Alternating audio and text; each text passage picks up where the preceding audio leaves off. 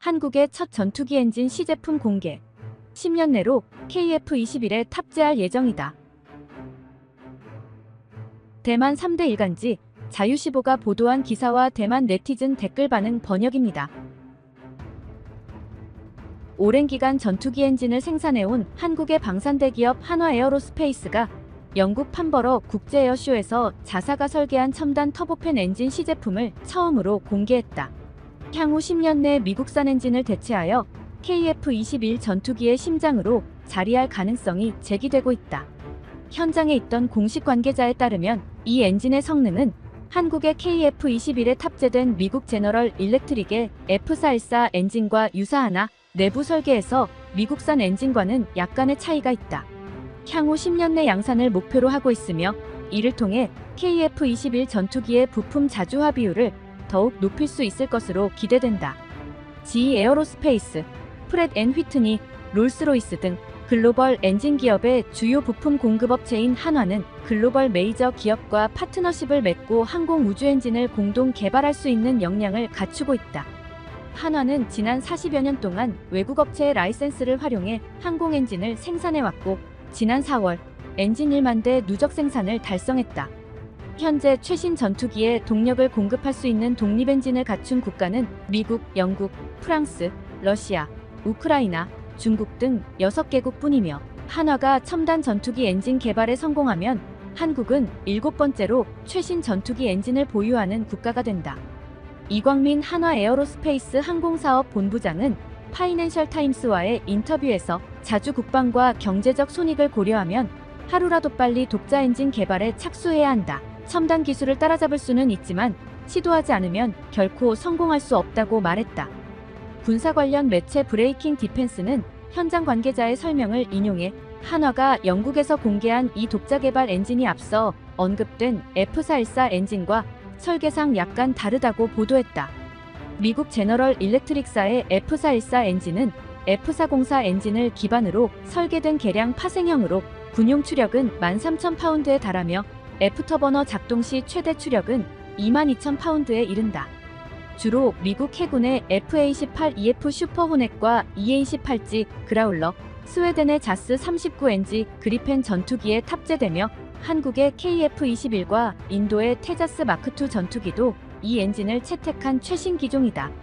현재 KF-21 전투기의 첫 생산 물량을 위해 40기의 F414 엔진을 제조할 예정이며 총 사업비는 5,562억 원에 달한다.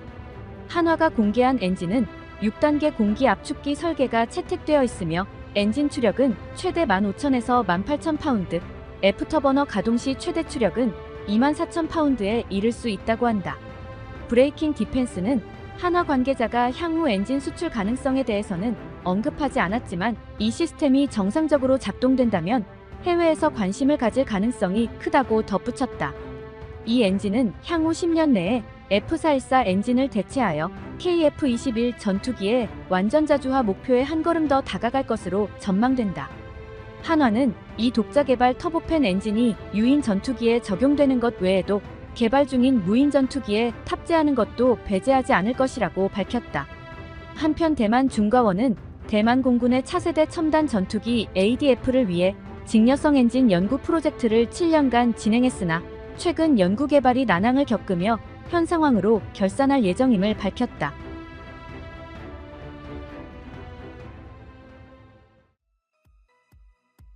TO10에서 지금에 이르기까지 그리고 또 10년. 대만과는 근성에서부터 차이가 있어. 언젠가 한국 전투기가 다쏘를 따라잡아도 이상하지 않을 듯. 정상 국가라면 기술 교류와 기술 이전이 가능하지.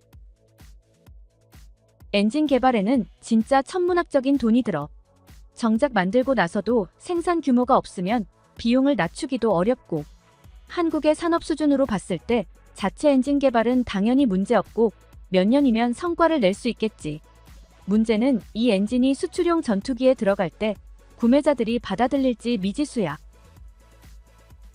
충분한 자금이 뒷받침되어 이군급 성능의 가격 경쟁력을 갖춘다면 수출 시장에서도 기회가 생길 수 있을 것 같네. 15,000파운드가 그렇게 대단한가? 그냥 한국차 따라가는 거지. 너무 욕심 부리지 않고 적절히 현실과 타협한 계획인 것 같아. 15,000파운드면 F100급이니까 최고 수준은 아니지만 그 정도 레벨의 포지셔닝만 잘하면 경쟁력이 있어 보여. 엔진 2개를 장착하면 대형 전투기도 밀어낼 수 있고 한국산 특유의 가성비로 앞으로 시장 전망이 밝을 거야. 필리핀과 폴란드 모두 FA50을 선택했어. 진짜 가성비가 높으니까. 한국의 목표는 F404와 F414의 사이 정도일 거야. 중거원이 꿈꿨던 목표랑 비슷하겠지. 확실히 한국은 가능성이 있어 보여. 한국 정도면 F100이랑 F414 수준은 자체 개발할 수 있을 거야. 한국은 실패해도 계속 다시 시도하고 결단력이 있어. 대만은 군수품 수출이 막혀 있어서 군수업체가 자생하기 어렵지. 수출이 안 돼서 그런 거랑 무슨 상관이야. 일본도 수출은 못하지만 F100을 라이센스 받아서 자체 제작하고 있잖아. 결국 미국이 허가를 해주느냐 마느냐의 문제일 뿐이지. 수출로 수익을 내지 못하면 자력으로 연구개발을 지속할 재정적 여유가 부족해진다고. 정부 지원으로는 한계가 있지. 라이센스 생산은 또 다른 문제야. 대만이 국가로 인정받지 못하는 상황에서 군수품 거래는 정치적, 재정적 비용이 더 많이 수반될 수밖에 없어. 누가 보면 마치 미국이 기술을 다른 나라에 쉽게 내주는 줄 알겠어. 군수품 자립은 매력적인 꿈이지만 현실적으로 정말 어렵지. 인구만 봐도 일본은 대만의 5배, 한국은 2배이고 두 나라 모두 2차 대전 이후 미국의 지원을 받았잖아. 누군가는 네덜란드는 대만 인구의 70%밖에 안 되고 이스라엘은 40%도 안 된다고 말할 거야. 하지만 대만은 자동차 산업만 봐도 알 수 있듯이 원래 중공업 기반이 약하잖아. 군수 산업은 국가의 전폭적인 지원이 절대적으로 필요한데 당국시대에도 민주시대에도 충분한 투자를 받지 못했었지. 개인적으로 중과원이든 한샹이든 별로 기대할 수 있는 게 없어. 자동차 산업을 예로 드는 건 적절하지 않을 수도 있어. 태국도 자동차 산업이 번창하고 있고 기본적으로 동남아 지역의 자동차와 대형 오토바이 대부분이 태국에서 만든 거야. 하지만 여전히 태국의 산업 환경은 열악한 편이지. 군수산업 생태는 아주 독특해. 국가별 상황도 다르고. 한국은 자신들의 강점이 무엇인지 아주 잘 알고 있는 거고. 대만이 수출이 없는 건 우리 무기를 다른 나라와 비교했을 때 그렇게 좋은 성능이 아니기 때문이야. FA50은 다양한 미국제와 한국제 미사일을 발사할 수 있지만 IDF는 대만제 미사일만 쓸 수 있어. 그럼 뭐 사이드와인더는 국산이냐? 그냥 사이드와인더 하나로 자랑할 수 있어. 전자전 장비는 어떡하고. 중거원이 배치를 안 해주잖아.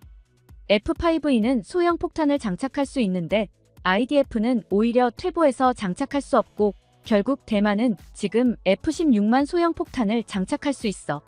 정말로 수출할 거라면 제발 무기 통합을 좀 더 많이 해줬으면 해. IDF는 미국산이 아니고 F5는 미국산이니 당연히 소형 폭탄을 사용할 수 있는 거야. FA50도 미국산이 아니지만 소형 폭탄을 장착할 수 있어. 게다가 더 많은 무기를 장착할 수 있지. 결론적으로 IDF는 수출이 없는 이유가 가성비가 돋보이지 않기 때문이고 정치적 영향은 그리 크지 않아. 한국이 후발주자로 올라선 이유는 분명 많은 노력을 기울였기 때문이야. 그들을 잘 배워야 해. 대만은 IDF 사업이 끝난 이후로 새로운 사업을 열어 이 인력들을 유지하지 않았어. 그 결과 그 인력들은 결국 해외로 가거나 대학교로 가거나 일반 산업계로 여기저기 흩어졌어. 해외로 간 이들은 계속 발전했지만 국내에 남은 인재는 낭비됐지. 이 인력들이 거의 퇴직할 때쯤이 되어서야 고등훈련기 사업 하나를 겨우 시작한 거야. 대만의 인재들 대부분이 반도체로 가버렸고 한정된 인력 안에서 우수한 인재는 몇 없어. 과거 대만이 중공업과 군공업 분야에서 선두에 있었을지 몰라도 지금은 역전을 당한 상황이야. 반도체의 선두 자리를 유지하려면 많은 인재를 차지할 수밖에 없고 추격하기는 어렵겠지. 각자의 전문 분야가 있으니 지금 모든 걸 한국과 비교하는 건 의미가 없어. 대만은 로직칩 제조에 투자한 성과가 있고 한국은 메모리, 대규모 건설, 중공업에서 성과가 있지. 게다가 대만은 사실상 전 세계 군수품 금수 상태라 더 불리해.